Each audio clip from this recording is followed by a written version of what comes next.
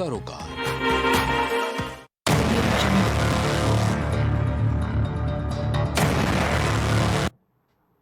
नमस्कार, आप देख रहे हैं प्राइम टीवी। मैं हूं आपके साथ आरती तिवारी। संभल में सर्वे के बाद हुई हिंसा भले ही शांत हो गई, लेकिन सियासत अशांत नजर आ रही है। संसद तक ये मामला पहुंच चुका है और इस मुद्दे पर सियासत गरमा गई है। सियासी गलियारों में ये शोर है कि राहुल गांधी संभल जाएंगे। वहीं संभल मामले को लेकर समाजवादी पार्टी पहले से सरकार और पुलिस पर हमलावर है। सपा के सांसद जियाउर रहमान बर्क और विधायक के बेटे पर एफआईआर दर्ज की गई है। दूसरी ओर संभल में शासन ने दंगाइयों के पोस्टर जारी किए हैं। फोटो का पोस्टर बनवाकर सार्वजनिक स्थान पर लगाए जाएंगे ताकि दंगाइयों की पहचान सुनिश्चित हो सके और लोग जान सके कि आखिरकार वो कौन है दंगाई जिन्होंने संभल को चलाने की साजिश रची। यही नहीं, जितने दंगाई वीडियो में कैप्चर हुए हैं उनके पास से उनकी निजी संपत्ति से तोड़फोड़ और हिंसा में जो नुकसान हुआ है उसकी भरपाई की जाएगी। यानी जेल भी जाना होगा और वसूली भी की जाएगी। लेकिन इन सब के बीच जो सियासत देखने को मिल रही है, पहले वो बयान आपको सुनाते हैं।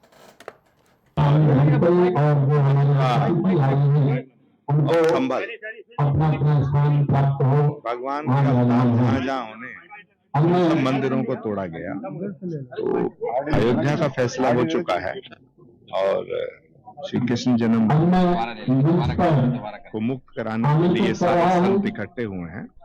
तो आज अंतर्राष्ट्रीय सम्मेलन है, मैं उसमें सम्मिलित होना है और श्री कल की धाम से मैं वहां से आया हूँ जहाँ भगवान आएगा, आया हूँ जहाँ भगवान आया था।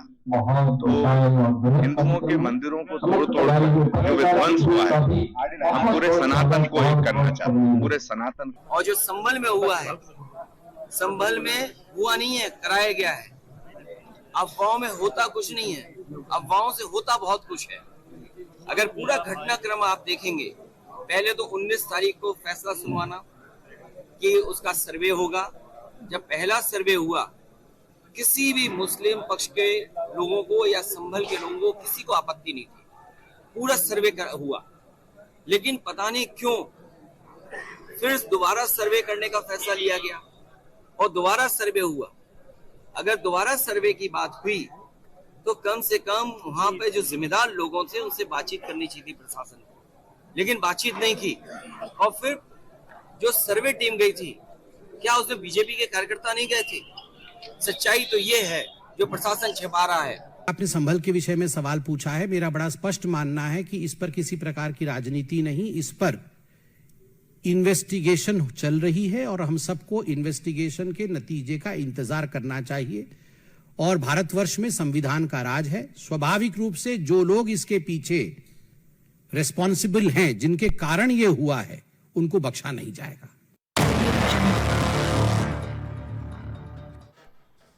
तो जिस प्रकार से सवाल कई हैं, साजिश तार तार कितने हैं सूत्रधार। इसके साथ साथ संभल के पत्थरबाज नहीं बचेंगे, क्योंकि अब योगी सरकार अब इस पर नजीर साबित हो ऐसी कार्रवाई करने की तैयारी में है। हिंसा के पीछे आखिरकार सियासत है या धर्म? इसके साथ साथ दंगाइयों के साथ आखिरकार कौन दे रहा है? संसद में संभल संग्राम आखिरकार क्यों देखने को मिल रहा है? जिस प्रकार से ये दंगाई आप देख रहे होंगे, ये तस्वीरें बयां कर रही हैं, जैसे लग रहा हो कि ये मैराथन के लिए जा रहे हो। जिस प्रकार से पुलिस के एफआईआर में जो बात सामने आई है कि सब इंस्पेक्टर से पिस्टल की मैगजीन छीनी गई, कारतूस और आंसू गैस के गोले लूटे गए। यही नहीं, पुलिस से लूटे हथियारों से पुलिस पर फायरिंग की गई। सवाल यही है कि आखिरकार इतनी हिम्मत कहां से लोग ले आए कि पुलिस से कारतूस छीनने का प्रयास किया गया, मैगजीन छीन ली गई और इसके साथ साथ आंसू गैस के जो गोले थे वो पुलिस से छीन लिए गए।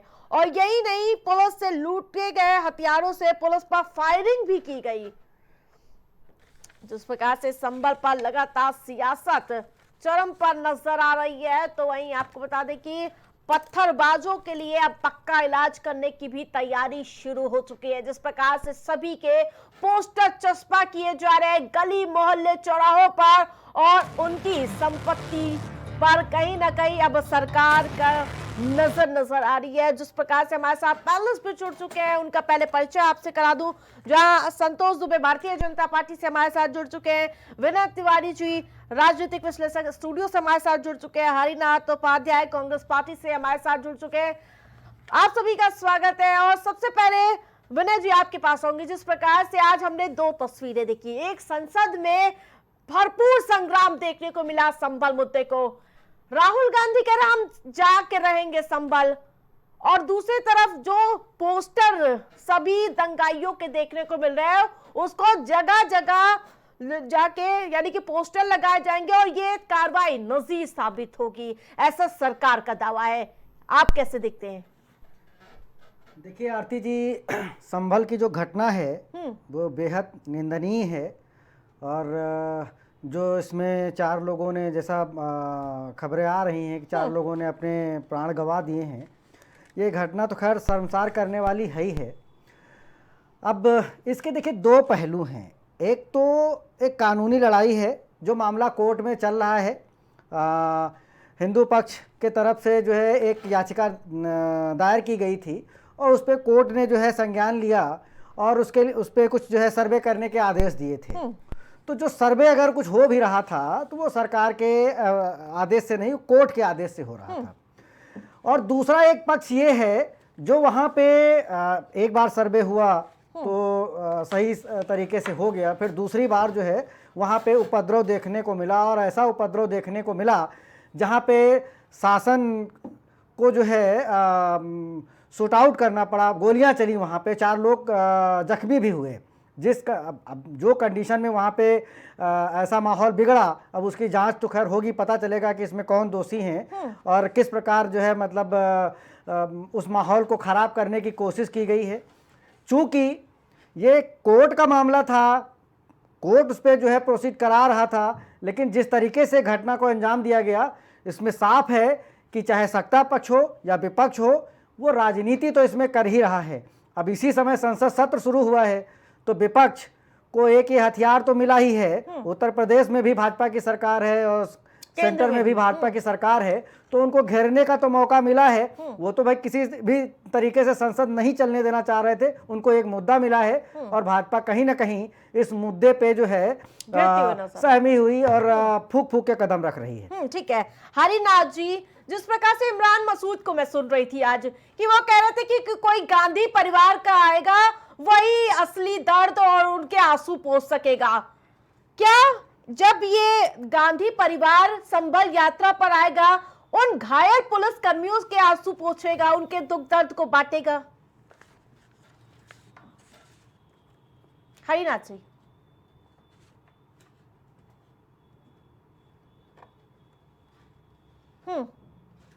आवाज आ रही है कि नहीं? बिल्कुल आ रही है, स्पष्ट आ रही है। हाँ जी आरती जी, जब फोन आया आपके स्टूडियो तो हमने सोचा कि अडानी जी के मुद्दे पर होगा बहस, जो अमेरिका में दोषी ठहराए गए और संसद में जिनके नाम पर चर्चा नहीं हो रही है। ठीक है, संभल का मामला भी आपने उठाया, अच्छा मुद्दा है। जिस तरह से संभल में सरकार के साथ मिलकर जो वकील साहब हैं और भारतीय जनता पार्टी के कार्यकर्ता दूसरे सर्वे में जा रहे थे, आपने जैसे कहा ही कि मैराथन की दौड़ लगा रहे हैं और एक धर्म विशेष को टारगेट करते हुए नारा लगा रहे हैं। आप बताइए, पहला सर्वे हो गया, कोई किसी प्रकार का बवाल नहीं हुआ। बनारस में ज्ञानवापी का कई बार सर्वे हुआ, कोई बवाल नहीं हुआ, क्योंकि जब अधिकारी और सरकार चाहती है कि जहां पर बवाल न हो वहां पर नहीं होगा, और जहां सरकार खुद चाहेगी वहां पर बवाल होगा। उपचुनाव में जिस तरह से एक समुदाय विशेष को वोट नहीं डालने दिया गया सरकार की पुलिस प्रशासन द्वारा, वो तो नाराजगी थी। जिस तरह से महाराष्ट्र के चुनाव में ईवीएम आदि मशीनों का प्रशासन का दुरुपयोग करना, उसमें देश के लोगों में नाराजगी थी। उसके बाद आप सर्वे करने जा रहे हैं नारा लगाते हुए, बिना वहां के मानिंद और सम्मानित व्यक्तियों को सूचित किए बिना। नारे लगा रहा था हरिनाथ जी? क्या सर्वे के अरे दौरान भाई- जो टीम गई थी वो नारे लगा रही थी या पुलिस प्रशासन नारे लगा रहे थे? आप बता जी दीजिए। जैसा कि आप देखा नहीं आरती सबने जी देखा, वीडियो हमारे में आप पास सारी देखिए। वीडियो है। हाँ तो हमारे पास भी वीडियो है, हम सर्वे भेज देते कर रही हैं। टीम क्या वहां जिस पे तरह- नारे लगा रही थी? सर्वे टीम के साथ साथ पीछे भारतीय जनता पार्टी के कार्यकर्ता नारा लगा रहे थे अच्छा, और बिना वहाँ के सम्मानित और मानिंद लोगों से सूचित ठीक है, किए हुए ठीक है। संतोष जी वहाँ हमारे के साथ जुड़ लोगों चुके को हैं, मैं उनका लगा रुख ले लेती। ठीक है, वहाँ के लोगों लौटूंगी हरिनाथ जी। ठीक है, को लगा कि ये लोग हम लोग को मारने आ रहे हैं तो भगदड़ तो मची जाएगा। ठीक है, ठीक है, ठीक है। जिस प्रकार से पूरी संतोष बात जी, ठीक है, पूरी लौटूंगी। बात तो सुनने नहीं दिया ठीक है। आरती जी आपने। अभी समय है, अरे वापस से पूरी आरती बात जी, सुन लूंगी। ठीक है, जो ठीक है। प्रश्न आपने पूछा उसका तो उत्तर ही नहीं लेने दिया आपने। ठीक है, जल्दी से खत्म करिए। हम बोले बोलिए। जी आरती जी, जैसा कि इमरान मसूद जी ने कहा गांधी परिवार के लिए इस दंगा फसाद आतंकवादी घटनाओं में गांधी परिवार ने अपने सदस्यों की कुर्बानी दी है। असली दर्द तो वही लोग समझेंगे। तो इमरान मसूद जी ने कोई गलत नहीं कहा। चाहे किसी पक्ष से लोगों की हत्या हुई हो, मृत्यु हुई हो, सदस्यों की जान गई हो, चाहे पुलिस पक्ष से चाहे आम आदमी पक्ष से, सबको मरहम लगाने का काम ये गांधी परिवार के सदस्य करते हैं। याद है आज भी जब मुजफ्फरनगर का दंगा हुआ था 2013 में, तब सोनिया गांधी गई तो थी मरहम लगाने के लिए, क्योंकि वहां पर 2 शेल्टर होम लगाए गए थे। एक हिंदू पक्ष की ओर का था जहां हिंदू लोग थे और मुस्लिम लोग, लेकिन वो मुस्लिम लोगों का मरहम लगाने पहुंची थी। आरती जी आप जो है सब्जेक्टिव होकर बात कर रही है। ये मत हाथरस करिएगा। में प्रियंका जी गई थी कि नहीं गई थी? सोनिया गांधी गई तो हाथरस थी। में हाँ, दलित बेटी बिल्कुल को मैं वही रात कह भर रही दबा हूँ। दिया सोनिया गया, गांधी जला गई दिया थी। गया, वहाँ गई थी कि नहीं गई थी? बिल्कुल गई थी, आप वही तो कह रही हूँ बताइए। मैं। तो हर जगह जाता है यह परिवार। अब एक ठीक है, किसी लौटूंगी, घटना को लौटूंगी, लेकर आप ठीक है। रखी रहेंगी 20 साल पहले का, तो हर जगह तो जामा मणिपुर गए, मणिपुर तो हमारे प्रधानमंत्री गए। ये सरकार पूरे प्रदेश को मणिपुर बनाना चाहती है। ये मणिपुर को पूरा देश बनाना चाहती है, मणिपुर ठीक जैसा है, जवाब ले लूं। ठीक घटना है, करके। ठीक है, जवाब ले ठीक लेती है, हूं। और ठीक है। पूरे देश में आतंक और भय का माहौल कायम करना चाहती ठीक है है। हरिनाथ जी, ठीक है, लौटूंगी। जिस प्रकार से संतोष दुबे जी विपक्ष के आरोप लगा रहा है कि पहले से आप लोगों ने तैयारी कर ली थी, ये कैसे बवाल करना है, और वो कह रहे हैं अदालत के फैसले को इतनी जल्दी क्यों आपने इंप्लीमेंट कर दिया? भाई अलमारी में रख देते तो 1-2 महीने बाद देखा जाता। संतोष दुबे जी। जी, जिस तरीके से विपक्ष का आपने देखा होगा जो बयान आ रहा है, विपक्ष ने कभी नहीं ये कहा कि जो दंगाई हैं उनके खिलाफ कार्रवाई होनी चाहिए। विपक्ष ने कभी ये नहीं कहा कि दंगाइयों ने जो पथराव किया है ये क्यों किया है। इनके सांसद को भी आपने सुना होगा, इन्होंने भी नहीं कहा कि जो है ये गलत हुआ है। सबसे बड़ी बात है जिस तरीके से विपक्ष ने एक ताना बाना बना रखा है उत्तर प्रदेश में दंगा कराने का, दंगा भड़काने का। जब एक व्यवस्थित रूप से कोर्ट के आदेश पे जब एक दल जा रहा है वहां सर्वे करने, जिसमें पुलिस प्रशासन के भी लोग हैं, उनके ऊपर किस तरीके से पथराव हुआ पूरे देश में देखा। किस तरीके से जो है कितने गुम्मे और ईंटें वहां पड़े हुए थे, पूरी सड़क पट गई थी। क्या ये पूर्व नियोजित नहीं था? क्या ये एक दिन में इतने ईंटें उठा के लेके चले आए ये लोग? तो सबसे बड़ी बात यह है कि ये दंगाई हैं और इनके साथ सख्ती से निपटने का काम योगी जी की सरकार कर रही है।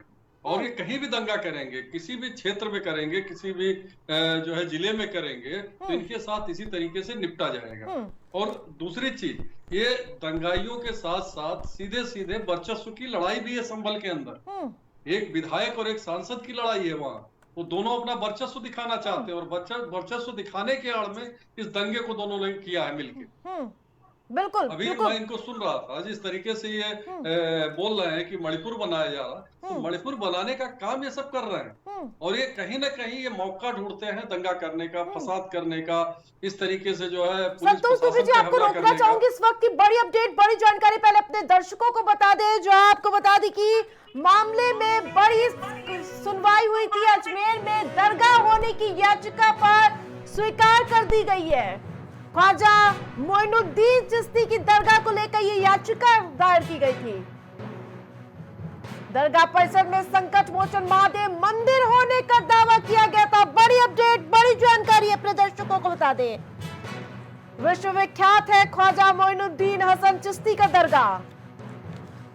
हिंदू सेना के राष्ट्रीय अध्यक्ष विष्णु गुप्ता ने ये याचिका दायर की गई थी। कोर्ट ने सभी पक्षों को नोटिस जारी कर दिया है। दरगाह को लेकर साक्ष्य प्रस्तुत करने के नोटिस जारी कर दिए गए हैं।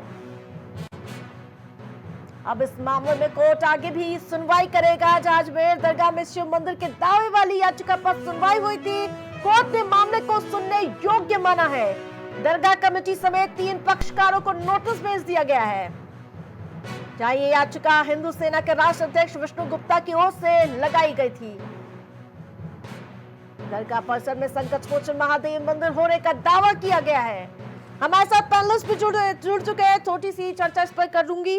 संतोष दुबे जी, अजमेर दरगाह में शिव मंदिर होने वाली जो याचिका थी उसके सुनने योग्य माना गया है, क्या कहेंगे? जिस तरीके से आपने देखा होगा जो इनका शासन था मुगलों का, मुगलों ने सिर्फ आतताई के रूप में इस देश पे कब्जा किया। देश के जो है हिंदू और सनातन मंदिरों को तोड़ने का काम किया और उसको तोड़कर वहां जो है कोई जो है ये जो है किसी तरीके से जो है ढांचे को जो है गिरा के अपना गुम्बद बनाने का काम किया। आज मैं दावे के साथ कहता हूं कि देश के अंदर जितने भी बड़े जो है इनके जो बड़े बड़े मस्जिदें बनी हैं, अगर उनको देखा जाए, उनकी खुदाई की जाए तो उसके नीचे भगवान के अवशेष मिलेंगे। क्योंकि इन लोगों ने दंगा करके तोड़ा, इन्होंने सनातन धर्म को नष्ट करने का काम किया है। तो ऐसे लोगों के साथ निश्चित ही कोर्ट ने जो फैसला लिया है स्वागत योग्य है और सभी लोग इसका हम लोग सभी लोग स्वागत करते हैं। ठीक है संतोष जी, जैसे कि विपक्ष कह रहा था कि भाजपा वाले लोग कब तक ये दरगाह और ये मुस्लिम जो जितनी मस्जिदें हैं उसके अंदर कब तक मंदिर खोजेगी, इसी की वजह से इतना विवाद हो रहा। और अब एक और मामला फिर जी, देखिए आरती जी, ये चाहे अजमेर शरीफ का जो मामला है जो अभी आप ब्रेकिंग दिखा रहे थे, या हम अगर संभल का ही जो मामला था जिसपे अभी बवाल चल रहा है, देखिए उसमें भी अगर जो संभल के मामले में भी अगर जो याचिका दायर की गई है, इनके वकील जो गोपाल शर्मा ने जो कोर्ट किया है वहाँ पे कोर्ट में, उन्होंने बताया है कि जो बाबरनामा या बाबरनामा में बाकायदा इस चीज़ का उल्लेख है कि ये हरिहर मंदिर था और 1529 में बाबर ने उसको ध्वस्त करके यहाँ पे जामा मस्जिद बनाई थी। ये बाबरनामा में ये चीज़ है, उस चीज़ को कोट किया है कोर्ट में जो है उनके वकील ने। तो इससे तो ये चीज़ तो साफ है कि कहीं ना कहीं पहले कुछ ना कुछ तो गड़बड़ियाँ हुई हैं जहाँ पे मंदिर और इनको जो है ध्वस्त करके मस्जिद बनाई गई हैं। बहरहाल ये तो जांच का विषय है, कोर्ट उस पर जो है याचिका को एक्सेप्ट करता है और उसको आदेश देता है। जो भी चीजें वो कोर्ट का विषय है उस पर मैं नहीं जाना चाहता हूं। विनय जी, अभी आपने एक चीज देखी होगी, मैं हरिनाथ जी से बार बार कह रही थी कि अगर गांधी परिवार जाएगा संभल यात्रा पर, क्या पुलिस वालों के मरहम लगाएगा, क्या जो उनकी दुख दया दर्द को बांटेगा, क्या इस पर एक शब्द नहीं बोले हरिनाथ जी। बहुत उन्होंने अडानी अंबानी से लेकर सारी बात हमें बता दी। और इसके साथ जो अभी हमने मुजफ्फरनगर दंगा की बात की थी, जब ये दंगा हुआ था सोनिया गांधी गई थी मौके पर। 2 जो शेल्टर होम बनाए गए थे, एक हिंदू पक्ष का था, एक मुस्लिम पक्ष। मुस्लिम पक्ष के लोगों से उन्होंने मिला, उनके हालात जाने और चली गई।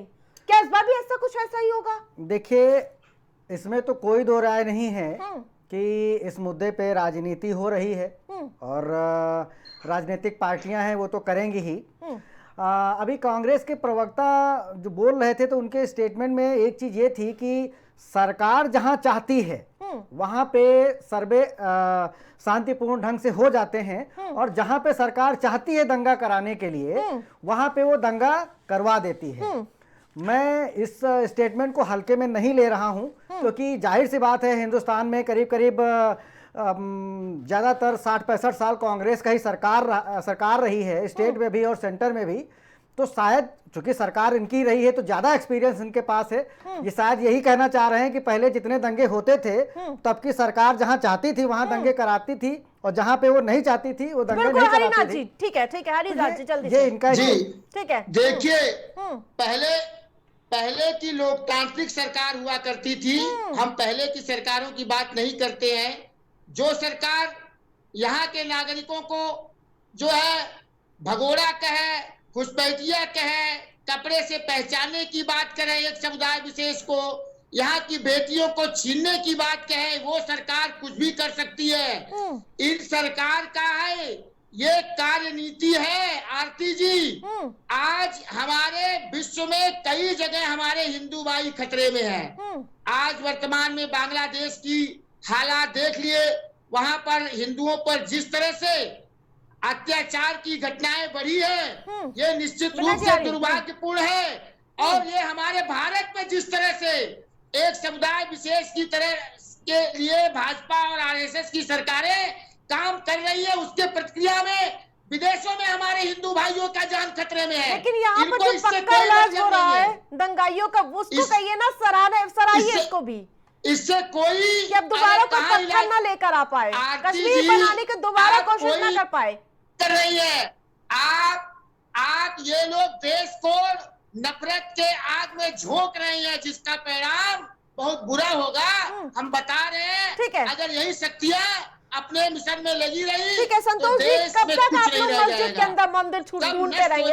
ठीक है, लौटूंगी। राहुल गांधी जी इसी को रोकने के लिए विनय जी के पास अभी आऊंगी, लेकिन पहले कहां तक सफलता प्राप्त करते हैं। ठीक है, लौटूंगी। संतोष जी, कब तक मस्जिद के अंदर मंदिर ढूंढते रहेंगे आप लोग? विवाद हो रहा है क्योंकि बहुत ज्यादा मस्जिद के अंदर मंदिर नहीं ढूंढा जा रहा। जो भी हमारी धार्मिक पुराने जो सनातन धर्म थे, जिस तरीके से हमने शुरू में कहा कि मुगलों ने एक सोची समझी रणनीति के तहत इस देश के सनातन पद्धति को खत्म करने का काम किया, और जितने भी हमारे जो है मस्जिद थे, जितने भी हमारे आराध्य मंदिर थे, उन मंदिरों को तोड़कर इन लोगों ने कहीं ना कहीं उसमें मस्जिद का निर्माण किया। आज भारतीय जनता पार्टी की सरकार है, और आज से नहीं, अनाज काल जब से इस देश की आजाद हुआ तब से जो है इस देश के जो है ऋषि मुनि जो भी लोग रहे, तो मंदिर कहीं ना कहीं जहां पर लगता था वहां हम लोग कई बार आंदोलन किए, कई बार उन चीजों के लिए। कांग्रेस की सरकार होने के नाते ऐसी स्थितियां नहीं हो पा रही, लेकिन आज भारतीय जनता पार्टी की सरकार है। हमें कहने में कोई गुरेज नहीं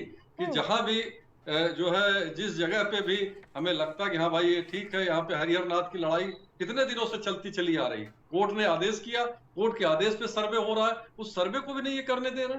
वहां देखिए किस तरीके से इन लोगों ने पथराव किया, उस पत्थर को देख के उस सड़क जो है ईंटों से पट गई थी। पुलिस ने कम से कम सतर्कता दिखाते हुए दंगा रोकने का काम किया और दंगाइयों को खदेड़ने का काम किया, उनको मुंहतोड़ जवाब देने का काम किया। लेकिन इस पे ना किसी का आवाज आया विपक्ष का। विपक्ष का एक ही रोना रहा कि मुसलमानों को मारा जा रहा है, मुसलमानों को जो है सताया जा रहा है। ये उन्होंने कभी नहीं कहा विपक्ष के लोगों ने कि दंगाई हैं, इनके खिलाफ सख्त कार्रवाई होनी चाहिए, इन दंगाइयों के खिलाफ जो है सख्त से सख्त कार्रवाई सरकार करे। किसी विपक्ष के नेता ने नहीं बोला, सबने सिर्फ ये कहा कि मुसलमान सताए जा रहे हैं। अरे भाई मुसलमान कहाँ सताए जा रहे हैं, ये बताओ ना हमको। यशभारती भी हमारे साथ जुड़ चुके समाजवादी पार्टी से। जिस प्रकार से यशभारती जी आज संसद में खूब संग्राम देखने को मिला संबल मुद्दे पे, क्या कुछ कहेंगे इस पर? देखिए, मैं अभी साथी पैनलिस्ट की बात सुन रहा था कि ये तो मुसलमानों के पक्ष में खड़े, हम मुसलमान नहीं, भारत देश के हर देशवासी के पक्ष में खड़े हुए हैं, देश के पक्ष में खड़े हुए हैं। हम उनके साथ नहीं खड़े हो सकते जो भारतीय जनता पार्टी के राष्ट्रीय कार्यालय में उनका राष्ट्रीय अध्यक्ष देश की रक्षा सौदे में दलाली करता हो, उन दलालों के पक्ष में नहीं खड़े हो सकते हो जो आपको सबसे बड़ा चौकीदार बताते हो और चोरी करते हो। हम उनके पक्ष में बिल्कुल नहीं खड़े हो सकते जो चुनाव के बाद कह देते हो ये तो जुमले बोल दिए जाते हैं। हमारी बात जो है बड़ी सीधी सी है, हम पीडीए के पक्ष में खड़े हैं। पिछड़ा, दलित, आदिवासी, अल्पसंख्यक, आदि आबादी, वो अगड़े जो पिछड़े शोषित हैं, उन सब के साथ खड़े, उसमें पूरा देश आ जाता है। जो भी मुख्य धारा से पिछड़ गया है, अन्याय अत्याचार हो रहा है, उसके अन्याय अत्याचार, उसके शोषण के खिलाफ हम खड़े हुए हैं। और भारतीय जनता पार्टी को वही तकलीफ है, इसीलिए इनके नारे होते हैं बटेंगे, कटेंगे, टूटेंगे, बिखरेंगे, तमाम तरीके के बिखेरने वाले वादे होते हैं और दावे होते हैं। सत्ता सरकार में आपको कौन बांटेगा, कौन काटेगा, कैसे हिंदू खतरे में है। ये जो नकारात्मक राजनीति और नकारात्मक व्यवहार भारतीय जनता पार्टी ने देश में फैला के रखा है, आपकी तरफ से भी फैलाई जा रही ना। राम गोपाल यादव कह रहे हैं कि अंग्रेजों ने भी इतना जुर्म नहीं किया जितनी की पुलिस कर रही है, पुलिस को उन्होंने राक्षस घोषित कर दिया। आपने दोहरा दी मेरी बात, पत्थर मारने वाले बच्चे हैं, आपने दोहरा दी बात। अंग्रेजों ने इतना शोषण नहीं किया जितना भारतीय जनता पार्टी कर रही है, आपने दोहरा दी बात। पुलिस अंग्रेजों ने इतना शोषण नहीं किया जितना भारतीय जनता पार्टी कर रही। वो कह रहे हैं, मैं वही बात कह रहा हूं, आपने दोहरा दी बात। अंग्रेजों ने जितना शोषण नहीं किया उतना भारतीय जनता पार्टी के लोग कर रहे हैं, और ये दिख रहा है। जिस तरीके से निर्वाचन आयोग ने 7 पुलिसकर्मियों को सस्पेंड किया, चुनाव के बीच में जिस तरीके से गोली चलाने के लिए रिवॉल्वर तानी जा रही है महिलाओं के ऊपर, जिस तरीके से पहचान पत्र ना दिखाने की बात पुलिस को कहीं कहीं आदेश दिया गया, एक दिन पहले 12 घंटे में धज्जियां उड़ा दी निर्वाचन आयोग के आदेश की, जो पहले से नियम था उसकी धज्जियां उड़ा दी। और हम कह रहे थे, और माननीय अखिलेश यादव जी फिर दोहरा रहे हैं इस बात को, ये संभल की पूरी घटना प्रायोजित है, पूरा परपंच है, जो चुनाव आयोग में इनकी पूरी बात खुलने जा रही थी, न्यायालय में जो उनकी पूरी बात खुलने जा रही थी, जो लोग जिनको वोट डालने से रोका है, जो अपना एफिडेविट लेकर के समाजवादी पार्टी कार्यालय आ रहे थे, उनको क्यों थाने में बंद किया गया, उन्हें क्यों घर में बंद किया गया, उनका क्या आरोप था। उसी तरीके से दूसरी मेरी एक अंतिम बात, जो नियम, जो कानून सदन में बना, प्लेस ऑफ वर्शिप एक्ट 1991, उसकी अवहेलना क्यों की जा रही है, जिसकी धारा 1, धारा 2, धारा 3, धारा 4, 1, धारा 4, 2, धारा 5 स्पष्ट कहती है कि देश की आजादी से पहले हुए किसी भी निर्माण में, धार्मिक निर्माण में कोई छेड़छाड़ नहीं है। ये छेड़छाड़ कौन करना चाह रहा है? और ये जो एक्ट बना है ये सभी सांसदों के माध्यम से बना, तो लोकसभा और राज्यसभा के सांसदों की अवहेलना, यानी देश की जनता की अवहेलना कौन कर रहा है? उनके अधिकारों को साथ कौन छेड़छाड़ कर रहा है? कौन चाहता है कि इस तरीके से तनाव बना रहे, जिस तरीके से इन्होंने राम मंदिर के नाम पे लगातार तनाव बनाया पूरे देश में कि आज हवन करेंगे, आज कार सेवा करेंगे, हुआ वही जो अंतिम निर्णय न्यायालय ने लिया। ठीक है। और न्यायालय पे इनको विश्वास नहीं है। जिस तरीके से सबरीवाला मंदिर में महिलाओं को मंदिर प्रवेश की बात दी गई, और अमित शाह कहते हैं न्यायालय हमारे हिंदू रीति रिवाज पे बात ना करे, यानी महिलाओं को मंदिर में प्रवेश ना दिया जाए। विनय जी देखिए, अभी हमारे साथी प्रवक्ता जो बता रहे थे, जाहिर सी बात है, देखिए हिंदुस्तान में जो है जितनी भी राजनीतिक पार्टियां हैं, वो चाहे हिंदू के साथ खड़ी हों, मुसलमानों के साथ खड़ी हों, बुद्ध, सिख, ईसाई किसी के साथ खड़ी हो सकते हैं, लेकिन अपेक्षा ये की जा सकती है कि कोई भी राजनीतिक पार्टी कम से कम दंगाइयों के साथ न खड़ी रहे। बिल्कुल, एक शब्द किसी ने बोला हो। मैं खैर उसमें ज्यादा नहीं जा रहा हूँ, मैं इतना कहना चाहता हूँ कि दंगाइयों के साथ तो किसी को नहीं खड़ा होना चाहिए।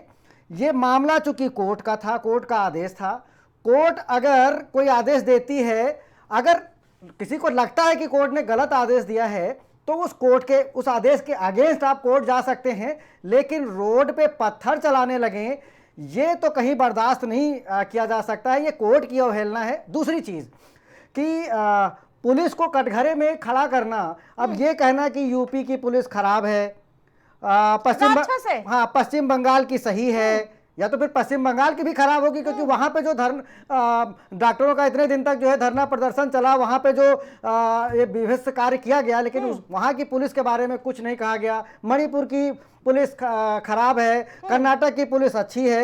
ये चीज अगर इस तरीके से देश को बांटेंगे कि इस प्रदेश की सही है, इस प्रदेश की खराब है, इस प्रदेश की सही है, तो शायद चीजें जो है हम सही रास्ते तक नहीं जा सकते हैं। अपेक्षा यही है कि सबके साथ आप खड़े रहें, लेकिन किसी दंगाई के साथ ना खड़े जो कानून हाथ में ले, कम से कम किसी भी राजनीतिक पार्टी को उसका साथ नहीं देना चाहिए। ठीक है, जिस प्रकार से हरिनाथ जी वर्शिप एक्ट को तो आप लोग ढाल बना रहे हैं, लेकिन क्या पत्थरबाजी को जस्टिफाई करना सही है क्या? हरिनाथ जी अनम्यूट कर लीजिए पहले। बोलिए। नहीं हुआ अभी, अब बोलिए।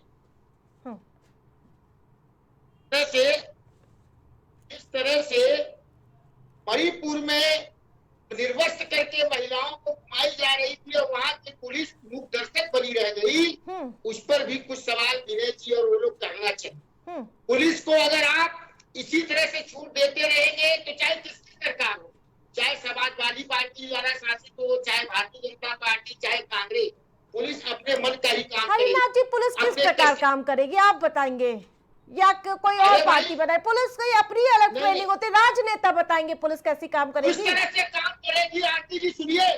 जिस तरह से कस्टडी में जो है लखनऊ में वो एक व्यक्ति की हत्या कर दी गई मारपीट करके, इसी तरह से काम करेगी पुलिस अपने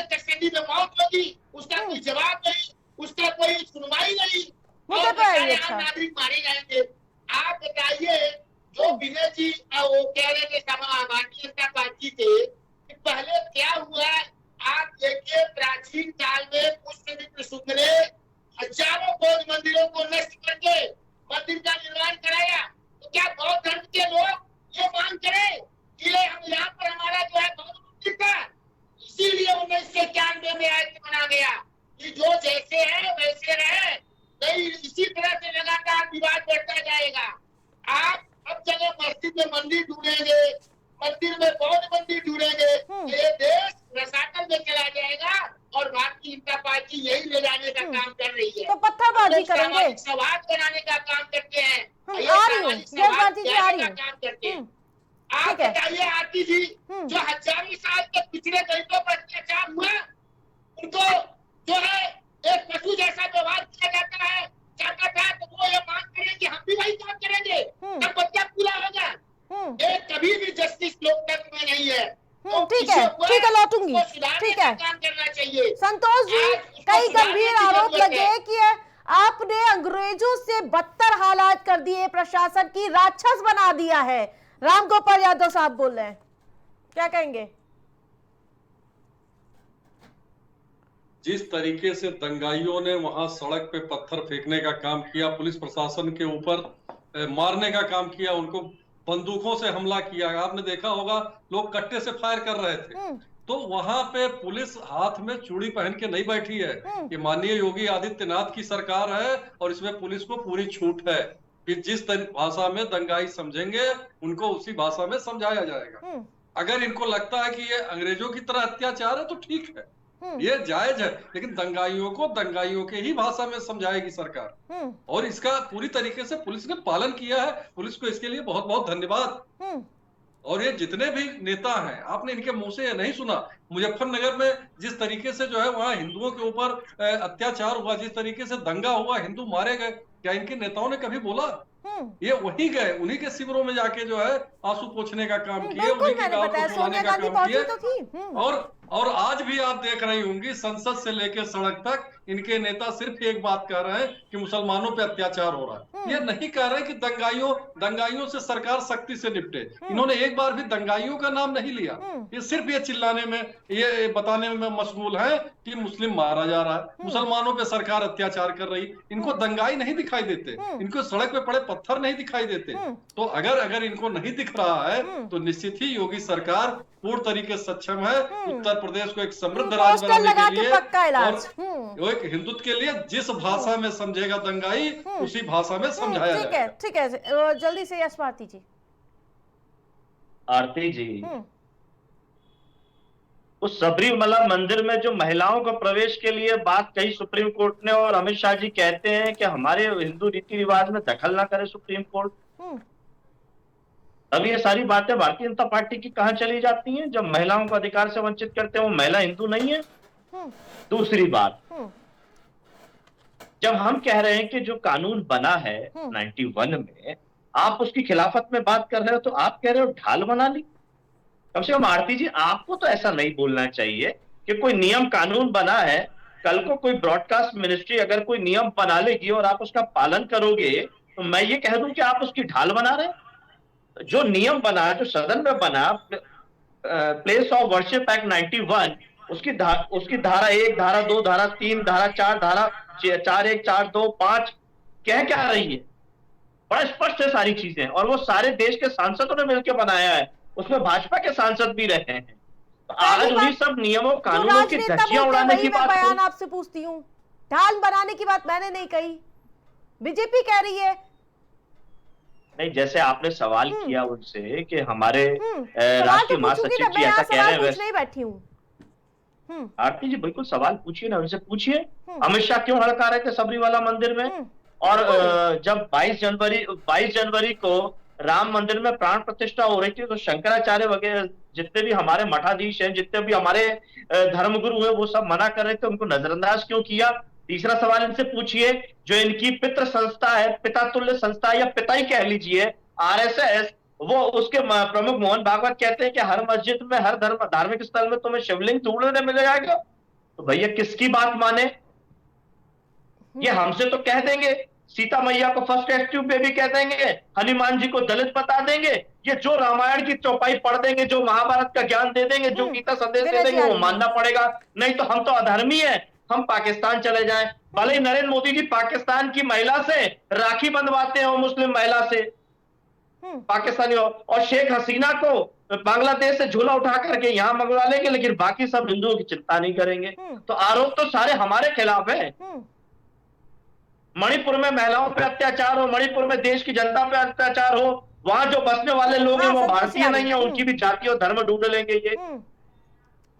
ठीक है, ये सारे देश में जो माहौल खराब है, हम पीडीए की बात करते हैं, पिछड़ा दलित आदिवासी अल्पसंख्यक आदि आबादी जो भी शोषित वंचित है उस पर अन्याय अत्याचार भारतीय जनता पार्टी की सरकार में सबसे ज्यादा है। लेकिन इनको केंद्र बिंदु बनाना है अल्पसंख्यकों। भारती जी पहले आप, ठीक है, तो सबसे बड़ी बात है, पानी पी लूंगा तो फिर आप कहेंगे पानी पी के कोस रहे हैं। जो संभल में जो दंगाई थे, पानी पी वो लीजिए, हिंदू थे मानवता कि सबसे बड़ी मुसलमान बात थे? है। ठीक है, देखिए, दंगाई ना हिंदू है ना मुसलमान है, दंगाई दंगाई है, उसका नाम है नहीं ले रहे हैं। इनको दंगाई कहने पे इनको लगता है कि मुसलमानों को जो है सरकार कह रही है, या मुसलमान जो है दंगाई होता है। अरे साहब, मैं कह देता हूँ भारतीय जनता पार्टी सबसे बड़ी दंगाई पार्टी है।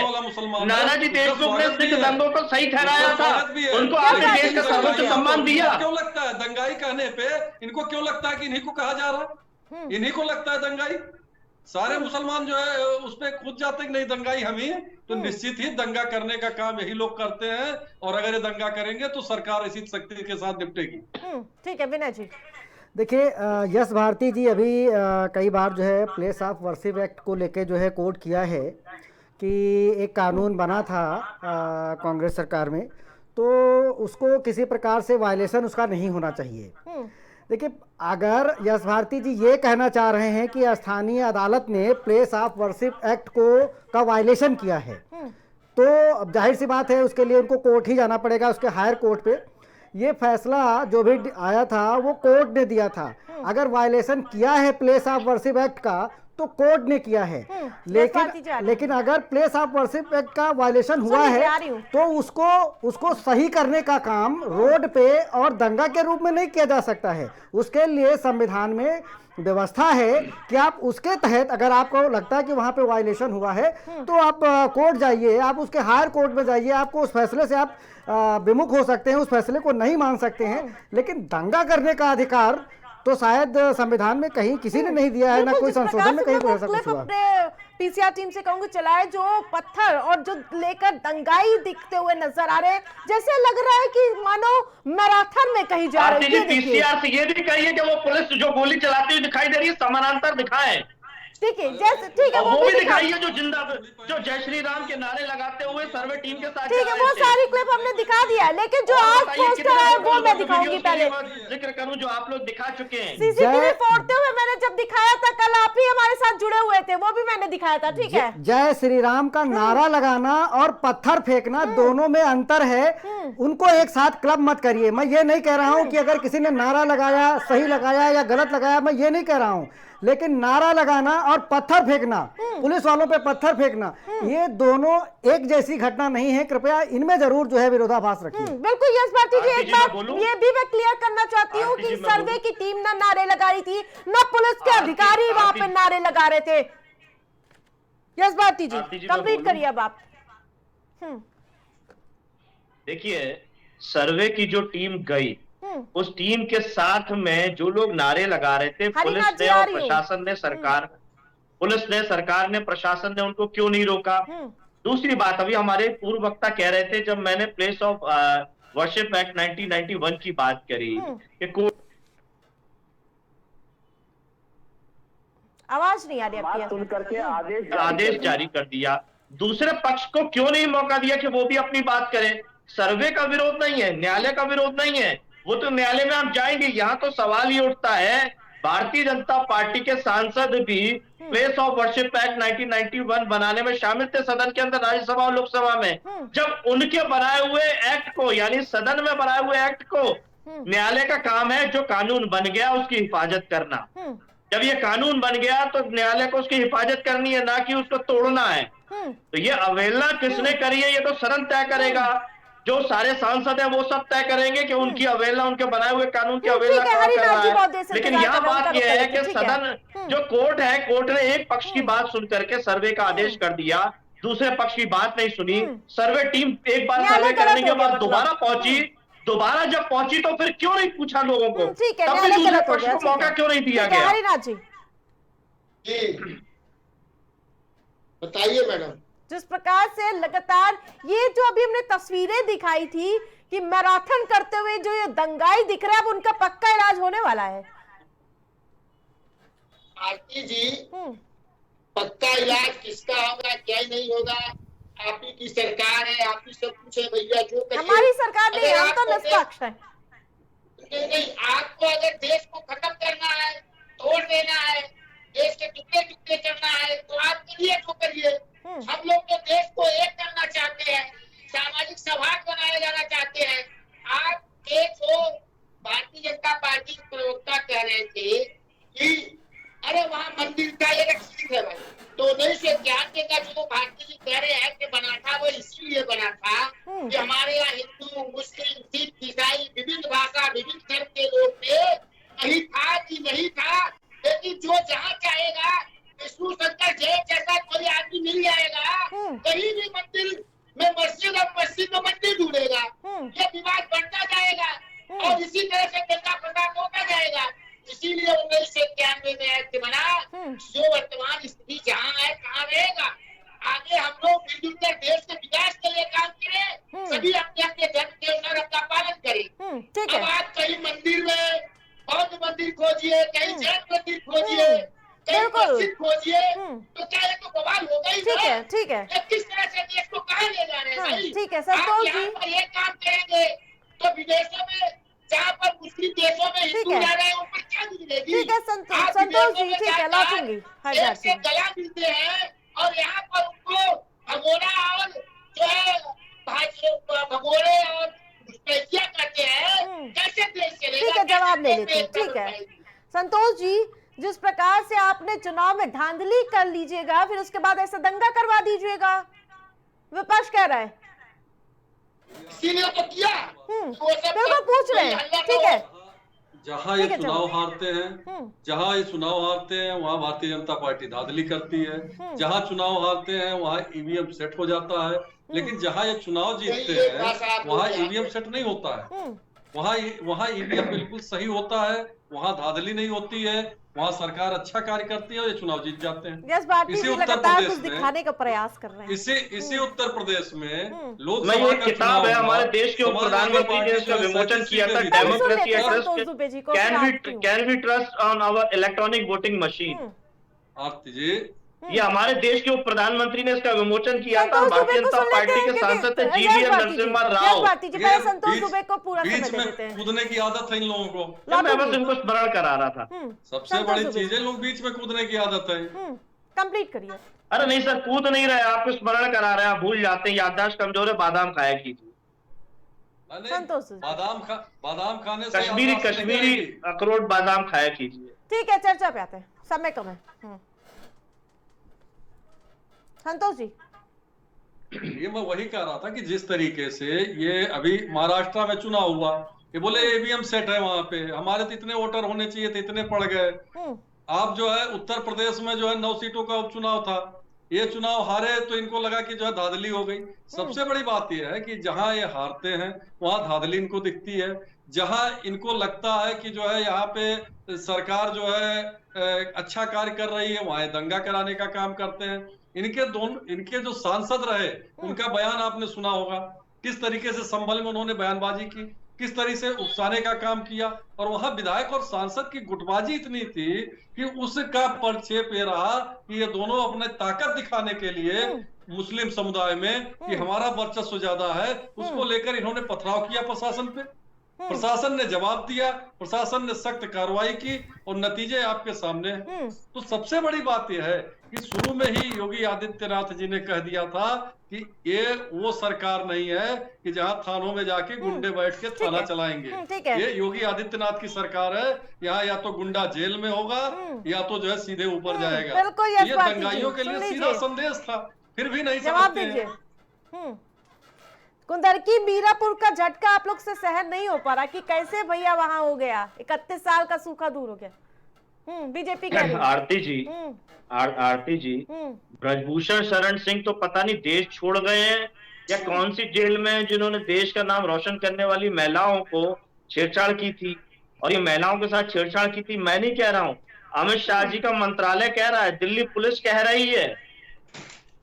इसीलिए उन्होंने उनका टिकट काट के उनके बेटे को इनाम के तौर पे प्रत्याशी बनाया था लोकसभा में। यश जी, अरे जांच में तो दोषी पाया दिल्ली पुलिस, जो केंद्रीय गृह मंत्री के अंतर्गत आती है, उसने जांच में दोषी पाया कि हाँ, देश की बेटियों के साथ ब्रजभूषण शरण सिंह ने छेड़छाड़ की है। अब और क्या चाहिए? यानी अमित शाह जी गलत करते हैं, अपनी पुलिस का दुरुपयोग करते हैं, ब्रजभूषण शरण सिंह जैसे निहायती ईमानदार व्यक्ति को छेड़छाड़ का आरोप लगा देते हैं। जो भारतीय जनता पार्टी के सांसद हैं, ऐसा काम क्यों करते हैं? तो भारतीय जनता पार्टी के प्रतिनिधि बताएंगे। पता नहीं कितने भाजपा के लोगों को फंसा दिया होगा ऐसे, जैसे ब्रजभूषण शरण सिंह जी को फंसाया। उसी तरीके से जब हम नरेंद्र मोदी जी के बारे में कोई सवालात करते हैं, तो भारतीय जनता पार्टी के लोग कहते हैं आप देश के प्रधानमंत्री पे विश्वास नहीं करते, प्रधानमंत्री का अपमान करते हैं। भैया मैं ये कह रहा हूँ, ये डेमोक्रेटिक एक्ट जो किताब है, ये भारतीय जनता पार्टी के सांसद हुआ करते थे जीएल नरसिम्हा राव, और भारतीय जनता पार्टी के वरिष्ठ प्रवक्ता थे। इन्होंने लिखा democracy at risk, can we trust our electronic voting machine, और बहुत सारे राज खोले हैं कि चुनाव आयोग किस तरीके से ईवीएम से धांधली करता है। और इस किताब का विमोचन देश के उप प्रधानमंत्री लालकृष्ण आडवाणी जी ने किया है, जिनको अभी देश का बड़ा सर्वोच्च सम्मान भी आपने दिया है। वो कह रहे हैं ईवीएम से देश के लोकतंत्र को खतरा है, किताब छाप रहे हैं, तो मैं किस पे यकीन करूं? ठीक है, भारतीय जनता पार्टी के इन वक्ताओं पे, या जीवीएल नरसिम्हा राव जो सांसद है वक्ता है, जो देश के जो उप प्रधानमंत्री रहे, या देश का जिनको सर्वोच्च सम्मान अभी दिया लालकृष्ण आडवाणी जी का? यह धर्म का बात है। देखिए, संभल पे क्या, जहाँ पे भी दंगे होते हैं हिंदुस्तान में, वहाँ पे राजनीति तो होती ही है, और अगर राजनीति ना हो तो शायद दंगे उतने विकराल रूप ना लें। अभी यश भारती जी कह रहे थे कि ईवीएम पे सवाल सबसे पहले लालकृष्ण आडवाणी ने उठाया था। बेशक उन्होंने सबसे पहले सवाल उठाया था, तब भाजपा विपक्ष में थी। जैसे आज ये विपक्ष में है, आज सवाल उठा रहे हैं, सरकार को कटघरे में रख रहे हैं, वैसे ही ठीक लालकृष्ण आडवाणी ने तब की मनमोहन सरकार के ऊपर जो है कहा था कि ईवीएम में गड़बड़ी हो सकती है। लेकिन उसके बाद जो इलेक्शन हुआ ईवीएम से, उस इलेक्शन के बाद जो परिणाम आए, तब का विपक्ष यानी कि भाजपा, उसने ये नहीं कहा था कि सरकार ने ईवीएम हैक करके और अपने पक्ष में वोटिंग करा ली। ये तब के विपक्ष में और अब के विपक्ष में ये अंतर है। तब के विपक्ष ने भी अरे सर, ईवीएम पे, आदरणीय सर मेरा निवेदन है, ये शब्दों के जाल में ना करके किंतु परंतु वाली बातें कैसे हो रही है? ये ईवीएम से हमारा लोकतंत्र खतरे में, ये कहा भारतीय जनता पार्टी ने? भाजपा ने कभी ये नहीं कहा कि ईवीएम हैक है। सुप्रीम कोर्ट में भारतीय जनता पार्टी के सांसद सुब्रमण्यम स्वामी जी गए और उन्होंने अभी कहा 2019 में कि मेरे तथ्यों से भारतीय सुप्रीम कोर्ट सहमत है, और इसीलिए वीवीपीएट क्यों आई? वीवीपीएट किन तर्कों के आधार पे आई है? वीवीपैट रखा गया, लेकिन कभी उन्होंने ये नहीं कहा कि सरकार जो है अपने पक्ष में परिणाम करनी चाहिए। उसके बाद इलेक्शन हुआ ना, उसके बाद इलेक्शन के आधार पे आई कि वीवीपीएट ईवीएम के साथ छेड़छाड़ हो सकती है, वीवीपीएट की पर्ची निकलेगी और पर्ची से काम चल जाएगा। तो वीवीपीएट की पर्ची की गिनती करने पे कौन भाग रहा है? दरगाह में शिव मंदिर के दावे की याचिका पे एक और विवाद, क्या यही इस तरह की तस्वीरें वहां पे भी देखने को मिलेगी फिर? तो अब कोर्ट ने वो याचिका सुनवाई योग्य माना है और उस पर सुनवाई कर रही है। अब कोर्ट जो है वो कोई ऐसा तो है नहीं कि भारतीय जनता पार्टी के जो है इशारे पे कोर्ट काम करती है। भाई वहाँ पे याचिका भले ही कोई भारतीय जनता पार्टी का समर्थक लगा सकता है, लेकिन उस याचिका को एक्सेप्ट करना है या रिजेक्ट करना है, ये तो कोर्ट का ही काम है। अब उसने सुनवाई योग्य समझा है तो उस पर सुनवाई होगी, लेकिन इसका मतलब ये भी नहीं है कि वो सुनवाई करने के बाद हिंदू पक्ष के हिसाब से फैसला दे देगी। इसका ये मतलब हरिनाथ जी जल्दी से सर आप गणेश जी बुला लिया। कोर्ट भारतीय जनता पार्टी की नहीं है, ये मत कहिए। जब कोर्ट सबसे प्रमुख जो है मोदी जी को प्रधानमंत्री को अपने घर ला सकते हैं और कोर्ट में वो अपने घर ला सकते हैं, और संजय राउत जी ने क्या क्या कहा आपने देखा है। देखिए आप बार बार घुमाती हैं बात को। उस समय जब भारतीय जनता पार्टी ने ईवीएम में सवाल उठाया था, चुनाव आयोग निष्पक्ष हुआ करता था, जिस समय टीएस शेषन, कृष्णमूर्ति जी, गिल जी जैसे चुनाव आयुक्त थे और उनकी नियुक्ति चीफ जस्टिस भी एक सदस्य हुआ करता था। अब तो एक बात बताइए, अगर निष्पक्ष चुनाव ना होता तो प्रियंका गांधी वाड्रा इतनी बड़ी जीत कैसे दर्ज करती है? बताइए ना, इसका भी बोलिए। उसमें ईवीएम मशीन 99% चार्ज नहीं हुआ करती थी। उस समय वोट संतोष जी, 5-5-6 ठीक है। लाख बढ़ोतरी नहीं हुआ करती थी। ठीक है, संतोष जी। तब सवाल उठा था, तो अब क्या हाल है? अब तो 6 लाख वोट पड़ जा रहे हैं, 8-8% वोट एक पड़ जा सवाल रहे इनसे ये हैं। कर लीजिए चुनाव कि आयोग 4 की लाख वोट नियुक्ति में में अगर प्रियंका गांधी जीत रही विनय है, जी मौका दूंगा, क्या ठीक है। क्या वहाँ ईवीएम नहीं हैक हो सकता था? अगर ईवीएम हैक होता, ये झारखंड हम नहीं जीत सकते थे, हम जम्मू कश्मीर नहीं जीत सकते थे। तो सबसे बड़ी बात यह है कि जहाँ ये हारते हैं यहाँ ईवीएम का रोना रोकते हैं, और जहाँ जीतते हरिनाथ जी सुन हैं लीजिए, अब वहाँ समय अच्छा कम हो है, समय जाता कम है। है। चुनाव संतोष जी आयोग को में सुन पारदर्शिता लीजिए, नहीं है। ठीक है संतोष जी जल्दी से। देखिए सबसे बड़ी बात है आरती जी कि जहाँ पे ये हार जाते हैं चुनाव ईवीएम का, रोना रोने लगते हैं, और जहाँ जीतते हैं वहाँ ईवीएम अच्छा हो जाता है। प्रियंका जी जीती, क्या जो है वहाँ ईवीएम खराब था या अच्छा था, ये बतावें। सबसे बड़ी बात, झारखंड में चुनाव हुआ, झारखंड में विपक्ष चुनाव जीता, क्या वह ईवीएम अच्छा था कि खराब था? महाराष्ट्र हार जाते हैं, उत्तर प्रदेश हार जाते हैं, तो ये कहते हैं ईवीएम खराब है, सरकार ने धांधली कर दी। ठीक है विनय तो जी, इस जल्दी तरीके से, की जल्दी से। ठीक है विनय जी, जल्दी इतने से। लब्बो लुआब में एक चीज ये पता चली है कि ईवीएम अभी भी विपक्ष कहता है कि ईवीएम अभी भी हैक हो सकती हैं, लेकिन इसके बावजूद पश्चिम बंगाल, तमिलनाडु, केरला और पंजाब ऐसे कुछ स्टेट हैं जहां पे एंटीवायरस इतना ज्यादा स्ट्रांग है और वहां पे निर्वाचन आयोग इतना निष्पक्ष है कि ईवीएम वहां पे हैक नहीं हो पाती है। बिल्कुल। और इसी चीजों पे अपनी बातें मैं खत्म कर बिल्कुल, रहा हूँ। झारखंड में भी समय। ठीक है, सब आप सभी पैनलिस्ट का हमारे साथ जुड़ने के लिए बहुत बहुत धन्यवाद। तो जिस प्रकार से संभल पर लगातार सियासत देखने को मिले, भले वहां पे शांति व्यवस्था और पहले जैसी जो व्यवस्था थी वो फिर से सुचारू रूप से जारी हो चुकी है, इंटरनेट सेवाएं बहाल कर दी गई हो, लेकिन सियासत अभी भी वहां को लेकर अशांत नजर आ रही। प्राइम डिबेट में मेरे साथ फिलहाल इतना ही। देखते रहे प्राइम टीवी।